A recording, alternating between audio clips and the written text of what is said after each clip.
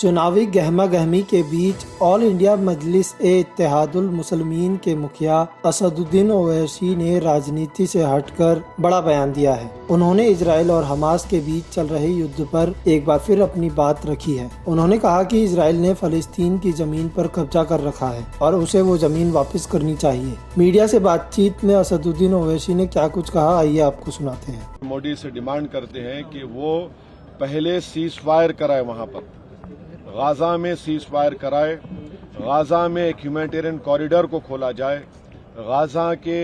Gaza में 50,000 महिला pregnant है, अस्पताल खत्म हो रहे हैं, अस्पतालों में बिजली नहीं है, ऑक्सीजन नहीं है, एनेस्थीसिया नहीं है।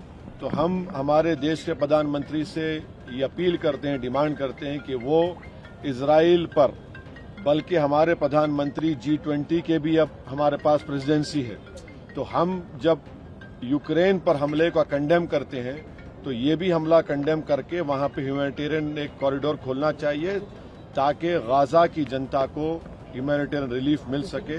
हम उम्मीद करते हैं कि हमारे देश के प्रधानमंत्री ये बात इजराइल को करेंगे और इसका एक कॉरिडोर खुलवाएंगे। और एड की जरूरत है वहां पर। आप अंदाजा लगाइए कि 5,000 लोगों की मौत हो गई है। अस्पताल पर इजराइल बमबारी कर रहा है, अस्पतालों को बर्बाद कर रहा है।